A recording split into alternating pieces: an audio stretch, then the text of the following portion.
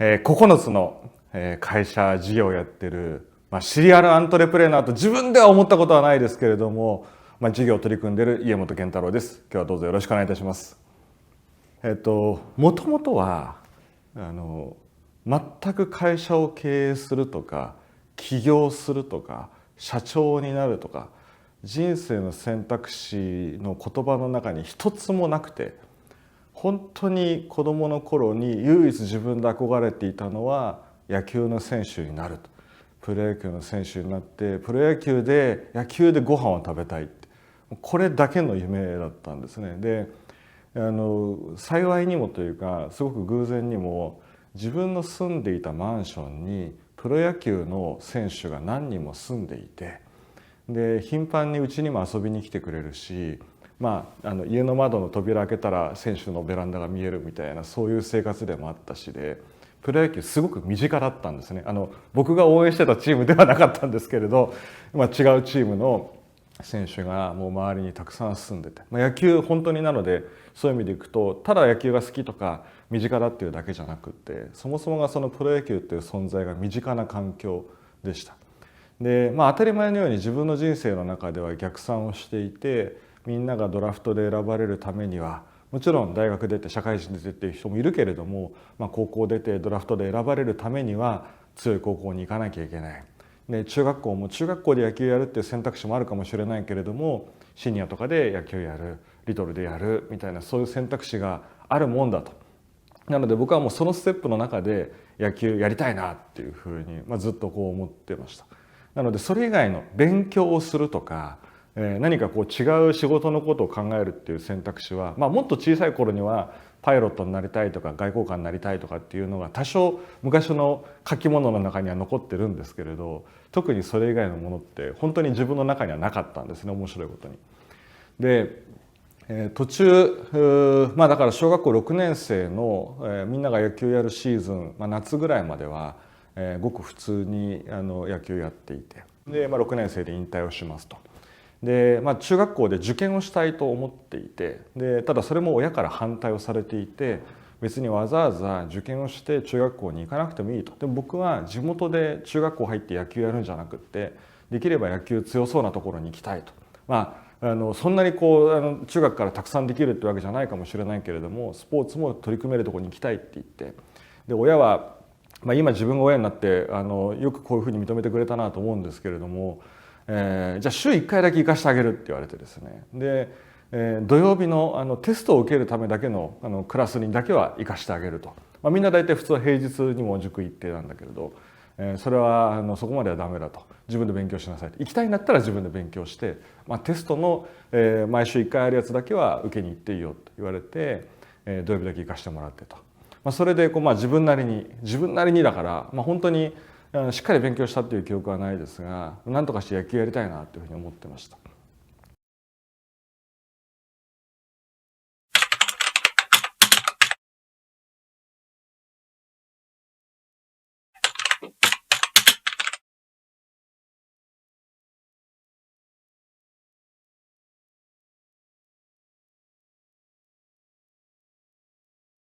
小学校6年生の12月に、熱が出始めて体調悪くなって、で最初は普通にインフルとかその時期の感染症とか風邪でしょうと、そういうふうに言われて、でも時間が経っても良くならない。すっごい体だるくって、で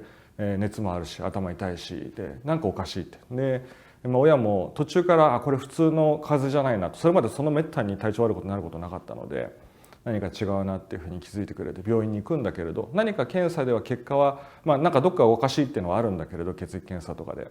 ただそれ以上のものは見つからないと。で、結果的にそのまま入院しましょうという話になって、小学校6年生の終わりだから3学期は実は1日も学校に登校はしていなくて、で卒業式の日も小学校の卒業式の日もちょっと強い薬を使って卒業式には行きたいよねと言って卒業させてもらって行かしてもらったんですが、もう座ってるこの卒業式の最中に座ってる椅子のこのお尻の下が全部内出血になるぐらいな感じで、つまりどっかに何かがあるっていうのはそこで見えてたんだけど、原因がわからないままでした。で遡るとその前にその2月ぐらいに中学校の受験をして、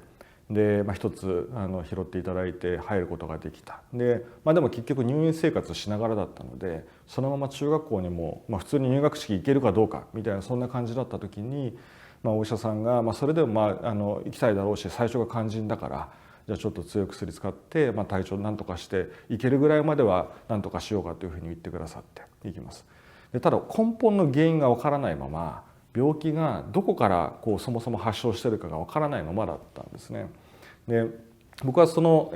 最終的には脳腫瘍っていう頭の中に出来物ができる病気だったんだけれど、その手前で例えば顎の骨の中とかこういうところいろんなところに腫瘍ができているのが見つかって、それは先に見つかったんですね。で、例えば顎の骨の中の腫瘍を取るとか、こういうその手術を先にしていきます。ただ取ってもそれが原因かなと思ったけど良くならないというのが繰り返されて、また違った、また外れた、またこれが原因かと思ったけど違ったっていうふうになっていき、あっという間にもうそれだけで中学校の前半の2年間ぐらいが過ぎちゃってました。で先にその時系列で病気のことだけお話をすると、中学校2年生の途中に目が見えにくくなってきて、もともと子どもの頃から眼鏡はしてたんだけど、だんだんなんかすごく目がしっかり見えなくなってきて、でおかしいなと思ってました。で最初は、その時後でお話をしますがコンピューターをすでに触り始めていたので、よくあるテレビゲームのしすぎでしょと同じ理論でコンピューターのしすぎでしょと周りから言われたりとか、入院してて看護師さんとかからもそういうふうに、ちょっとパソコンのしすぎかもねみたいな話だったんだけど、いやそうじゃないなって、明らかにちょっと目の見え方が変だなっていうふうに思っていきます。で一度検査をしましょうと言って視野の検査、目がどこまで見えるかみたいなそういう検査を、今だと僕両目で見るとこれぐらい、普通の視野に戻ってるからちゃんと見るんですが、その時、測ってもらったらもう一瞬でその眼科のお医者さんが、同じ大学病院に入院してたところの大学病院のお医者さんがもうここだねって、その視野を見ただけで腫瘍がどこかにありそうだっていうのが分かるぐらいにきれいにはっきり結果が出ちゃったんです。でそれが両耳側反毛といって、この耳側両方の耳側の半分の視野が欠損してるっていう、そういう状態で、それはつまり、目の神経視神経は交差をしているので、脳の中でその真ん中の部分、交差しているところの下から圧迫していると、そういう形が出るっていうのは一つの典型的なパターンだと。で、つまり頭の中に出来物があるということが、そこで分かります。で手術をすると、それも少し紆余曲折あって、どこで手術をしていただくのかとか、いろいろあったんですけども、結局、自分の当時住んでた場所の一番近い、ずっとお世話になってた大学病院の中で手術をしようということになって、むしろその脳腫瘍、頭の中に出来物ができてたっていうことが分かったおかげで、僕はまた野球できるようになるんだと。まだその時は普通に歩いてましたし、もう体はめちゃくちゃ体力は完全に落ちてたけれども、2年間空いたけれど、ここからできる限りでまたブランク取り戻せるというふうに思っていたので、むしろ我が家は喜んで、父も母もですね、普通病気が見つかると喜ぶなんていうのはめったに僕も自分の子供だったらどうなるかなってたまに考えるんですけど、それでも喜べないなと思うんだけど、でも当時の我が家の心境としては、これで病気が見つかって、これで長い闘病生活を終えれて、結構いろんな痛い検査とか今だったらもうこれ二度と受けたくないなっていうような検査とかたくさん受けながらだったので、これから解放されると思って、で、その時は仲良くなった中国人の留学生のお医者さんが眼科の教室に来られていて、その方に当時非常にまだ珍しいだから1995年6年頃ってまだデジカメがほぼできてない時、カシオの QV10 というですねカシオの名機があるんですけれど、もう今だ考えられないですね。もう多分これぐらいの画像しか出てこないのはそんな小さなデジカメなんですが、それを、託して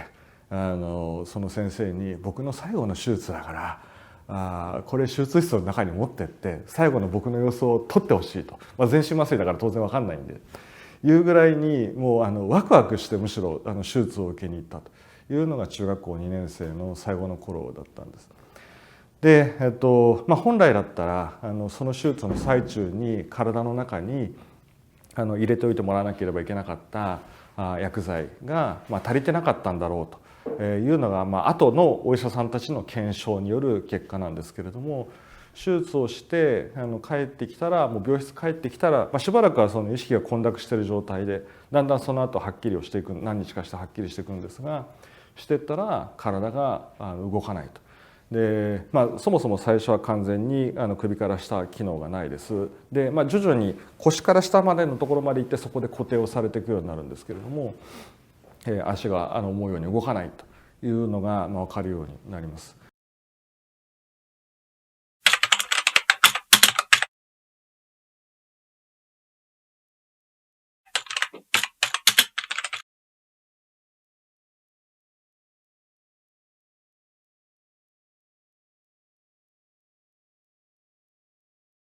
でそもそもですね、僕は歩けるように歩けなくなるとか、手術がそういう影響があるとか、もちろん今になって大人になってみれば、あるいはその手術終わってたくさん勉強もしたし、周りの患者さんとかのいろんな状況も見てれば、その脳を触る、中枢の神経を触るっていうのはどれぐらい大変なことかっていうのはよくわかるんだけれども、最初はそのなんかこうそもそも自分の起きてる状況がわからないけれど、自分でトイレにも当然行けないし、お風呂も自分で入れないし、自分のその今から今遡って振り返って想像してみれば分かることですが、中学生の時の男の子にとって、例えば母親との接点でさえ距離を取りたくなる年頃だけれど、排泄も当然自由にっていう感じじゃないし、お風呂も自由に当然できないし、タオルかけられてみたいな、そういう状況だしで、恥ずかしい、最初は多分一瞬恥ずかしいと思ったかもしれないけど、でもそのことが記憶にないぐらい、もうどうでもいいやっていうかですね、どうともならないっていう、だから無気力とかそういう言葉でも表現できないですけれど、もうどうなってるかがよくわからないっていう、そういうような状況が、中学校3年生に学年が変わったぐらいの時の、僕の状況でした。一日中天井を見上げていたので、天井の模様ってですね、いろんなものに見えるんですよ。その雲に見えるとか鬼に見えるとかいろんなことを言う人がいるんですけれど、想像するんですね。いろんなものがこうなんかここにありそうだと。でそれまでは病院に入院してる時って、テレビカードを買ってテレビを見るっていうような仕組みだったので、買ってきてもらって、多分例えばその夜のナイター中継見るとか、野球の。こういう感じで野球の距離もそんなに辛く普通に見れてたんだけれど、春になると選抜の高校野球があって、で僕はもう大好きで、もう春も夏もどっちも大好きで、その後仕事を始めてから行ける限り春と夏の高校野球は開会式だけ行って歌を歌って、で、将来子供ができて、もし女の子だったら神戸の山手女子学院入ってもらって、で歌ってほしいなと、ブラファンやってほしいなとか思ってたぐらいの、本当そういうぐらいに好きな光景だったけど、初めて春の選抜の野球の中継見る気に当然、周りから促されてもならなくて、で、しっかり実はあんまり記憶はたどれなくてですね、多分その頃に思ってた毎日の出来事って、いろんなものを自分の中で消している部分があるかもしれません。でも時間はあっという間に多分過ぎていて、結果的になので中学校3年生の最後ぐらいまで僕は入院をしていました。で少し遡るとパソコンの話やネットワークインターネットというところに遡っていくと、僕はもちろんパソコンとの接点も何もなく、我が家も別にパソコンの関係の仕事をする IT の仕事をしているようなそういう両親ではなかったので、たまたま父親の仕事場に行くと、当時はまだそのグラフィックのUI のパソコンではなくてですね、MS-DOS とか PC-DOS って呼ばれるような文字だけが流れてくるようなそういうコンピューターが置いてあって、で何かを入れると何かが返ってくると。であともっとそのインターネットの前にビットネットって呼ばれるネットワークが世界中のネットワーク、学術ネットワークとしてあったんですけど、このビットネットっていうものにそのコンピューターがつながっていて、でなんかこう父親が世界中の人たちとやり取りをしていると、それでやり取りして帰ってくると、なんか手紙やファックスだったその世界とは違うものがそこにあるっていう、そういうのを小学校6年生ぐらいから見かけてはいました。で直接でもすぐにパソコンが欲しいとか好きだとかっていうふうに思ったわけではなく、そもそも入院し始めて僕はものすごく退屈になりまして、それまで野球しかやってなかった、勉強してないから時間がどっさり余っちゃったんですね。で新聞を読む習慣だけは子どもの頃からあって、でも読める新聞の面なんで限られていて、社会面見てスポーツ欄見て、ラテ欄見て終わりみたいな、こういうぐらいの感じで自分の新聞の読めるスペースって終わってたんですけど、時間が余るんでそれ以外のページも見ないと新聞あっという間に終わっちゃって、その時間過ぎちゃうんですね。でだんだん今まで読んだことがなかったけど、例えば政治欄見るとか経済面見るとか、でも言葉は分かんないですよ、何書いてるかよく分かんないんだけど文字は追っていくようになります。それでも余るんで最後にですね、毎日新聞に数字だけ書いてあるページが新聞の真ん中ぐらいにあると。で毎日見てると、なんとなく見たことがありそうな会社名が略されて書いてあるのはなんとなくそれで分かってくるんだけど、毎日数字が変わる、上がった下がったって言ってる。でこれなんで上がるんだろう、なんで下がるんだろうって、そういうところに興味を持ってって、ちょっと前後のページを読んでいると企業の業績がどうだとか、世の中の景気がどうだとか為替がどうだみたいな話になってくると。でそうか、株価っていうのがあって株式っていうのがあって、株式会社の仕組みはよく分かってなかったけれど、でも市場でそういうふうに取引されているものが、しかもそれを将来を未来を予想するような記事とかも当然ありますね。今年はどうなるみたいな話とかもある。でそういうものに興味持っていって、で何のきっかけか、多分病院に必ず大体ありそうな本屋さんが、僕は大学病院に入院してたんで大学生協の本屋さんだったと思うんですけど、そこに行くとそういうものをコンピューターで持ってシミュレーションするようなことをなんかの多分本で雑誌かなんかで読んで、パソコンっていうのを使うとこういうことができるんだと、予測ができたりするんだというのが最初の興味きっかけの一つで、もう一つは普通に病院のベッドの上で一日誰とも、親とそんなに別にたくさん話したいわけでもなければ、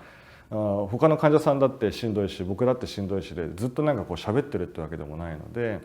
でもその外とのコミュニケーションに多少飢えてたところがあったんだと思います。で最初は、パソコン通信といって、